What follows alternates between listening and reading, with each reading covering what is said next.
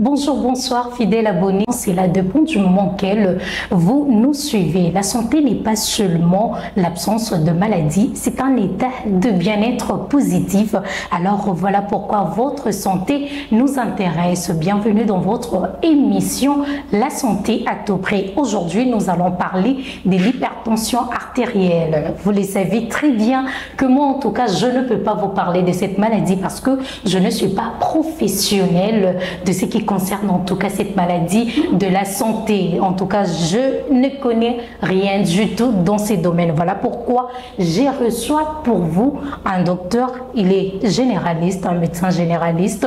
Il s'appelle Ozana Makama. Docteur, bonjour. Bonjour Madame Chancelvie. Vous allez bien? Je vais merci et vous? Oui, ça va très bien. C'est un plaisir de vous recevoir et merci d'avoir dit oui à notre invitation. Le plaisir est partagé en tout cas. Merci. Alors, je précise que le docteur Ozana n'est pas seulement docteur, il a plusieurs casquettes. Il est prédicateur, il est écrivain, il est rappeur, il a beaucoup de casquettes. Je peux me limiter juste là. Mais aujourd'hui, la casquette qui nous intéresse, c'est sa casquette de médecin, vu que nous parlons de la santé. Alors, docteur, comme je l'avais dit tantôt, aujourd'hui, nous parlons de l'hypertension artérielle. Oui. Est-ce que vous pouvez nous expliquer qu'est-ce que l'hypertension artérielle? Bon, par définition, l'hypertension artérielle, c'est l'élévation de chiffres tensionnels au-delà de valeurs normales. Okay. C'est-à-dire, on se réfère à la pression artérielle systolique qui est strictement élevée à 140 mm de mercure et la pression artérielle diastolique qui est supérieure ou égale à 90 mm de mercure. Ok, alors quand on parle de l'hypertension, de l'autre côté on entend aussi parler de l'hypotension. Okay. Alors quand est-ce qu'on peut parler de l'hypertension? Quand est-ce qu'on peut parler de l'hypotension? C'est comme ça? Hyper, hypo? Exactement. Voilà. Et quand est-ce qu'on parle, on différencie ça? Déjà, nous avons parlé de valeur normale. L'hypertension artérielle, c'est lorsque la tension, le chiffre tensionnel est au-delà de valeur normale. Et l'hypotension, c'est lorsque les chiffres tensionnels sont en dessous de valeur normale, c'est-à-dire en dessous de 90 mm de mercure pour la pression artérielle systolique, inférieure à 60 mm de mercure pour la pression artérielle diastolique. D'accord. Alors, vous pouvez nous dire qu'est-ce qui cause l'hypertension artérielle? Déjà, il faut savoir qu'il existe l'hypertension artérielle essentielle ou primaire. Cela est dû à l'âge. Avec l'âge, le vaisseau sanguin connaissent un vieillissement. Et puisqu'il y a un vieillissement, il y a un rétrécissement de la lumière du calibre. Parlons de causes de l'hypertension artérielle. Là, nous touchons plus l'hypertension artérielle secondaire. Okay. Donc, secondaire à une maladie. Et dans la plupart des cas, c'est secondaire à une maladie rénale. L'hypertension peut être secondaire à une maladie endocrinienne. L'hypertension peut être secondaire à une maladie vasculaire. Et l'hypertension peut être secondaire à la prise de médicaments. Ok. Et quand est-ce qu'on comprend qu'on est atteint de cette maladie? Quels sont les symptômes en fait de cette maladie? L'hypertension artérielle est une maladie qui évolue à bas bruit.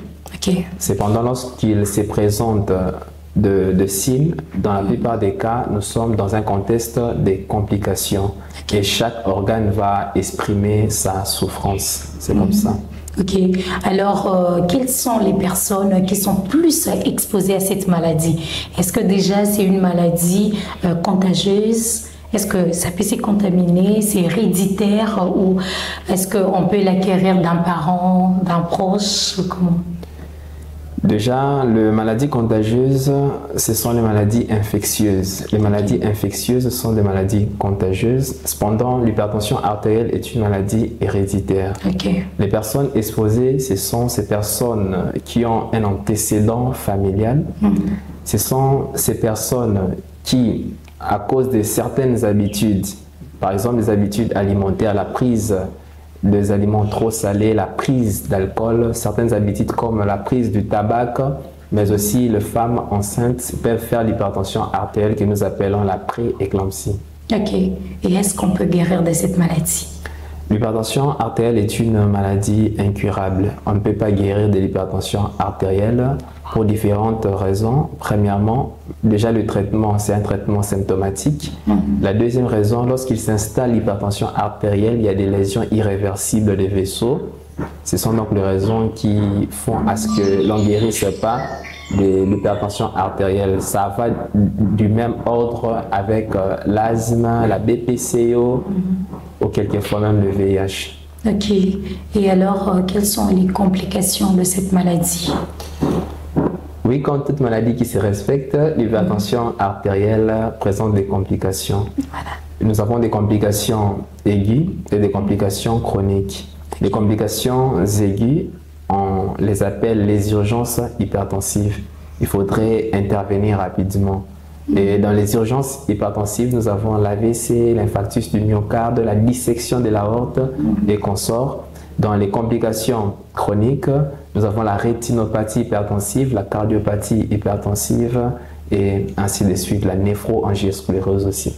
Alors, quelles sont les mesures préventives de cette maladie? Qu'est-ce qu'on peut faire pour ne pas en tout cas être exposé à ces complications? À partir du moment où c'est génétique, c'est compliqué, mais il y a de ces habitudes qu'il faudrait observer.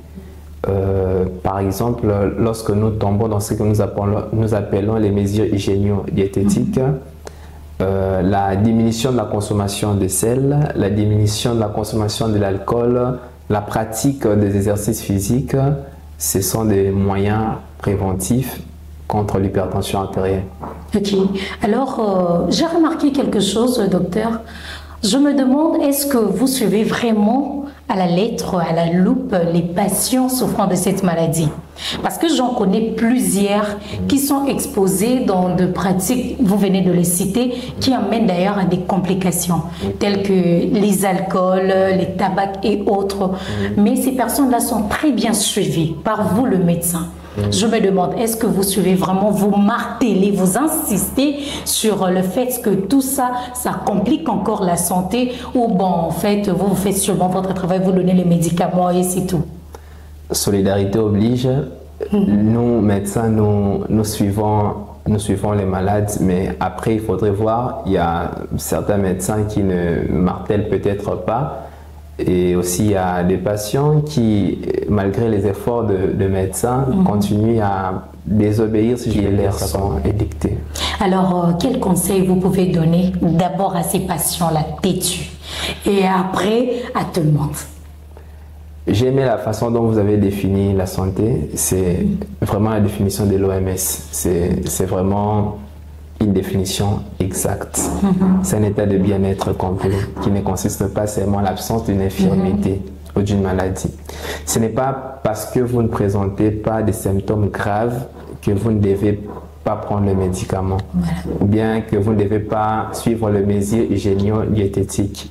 Donc si vous êtes atteint de cette entité, en tout cas, il faudrait observer les mesures hygiéno-diététiques dont nous avons fait mention et aussi respecter votre traitement. Alors, docteur, aujourd'hui, vous, de la médecine moderne, vous négligez et vous ne voulez même pas entendre parler de ce qui concerne la médecine traditionnelle. Mais pourtant, aujourd'hui, on attend de médecins praticiens qui disent que, bon, venez chez moi, je traite cette maladie. En tout cas, ça part, ça vous laisse tranquille. Est-ce que vous êtes pour ça? Est-ce que vous dites que vraiment c'est normal, ça arrive qu'une personne se guérisse aussi par les plantes naturelles que Dieu a créées et se guérir de l'hypertension? Eh bien, je pense qu'il y a un verset biblique qui dit « C'est à partir de feuilles que vous aurez votre guérison ». Okay. Les médicaments que nous utilisons proviennent des plantes, soit de l'écorce, soit des racines, ainsi de suite.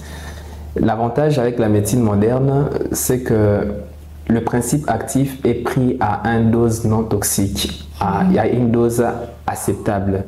Cependant, lorsque vous prenez la plante de façon sec, de façon à ne pas surveiller le seuil de toxicité, c'est là que ça devient dangereux. C'est pourquoi dans certains cas, nous recevons de patients qui viennent dans un tableau d'intoxication médicamenteuse pardon, intoxication aux plantes médicinales. Ok. Intoxication aux plantes médicinales, cela est dû aux feuilles, à la racine, à l'écorce, ainsi de suite. Alors, qu'est-ce qui arrive après à ces patients-là?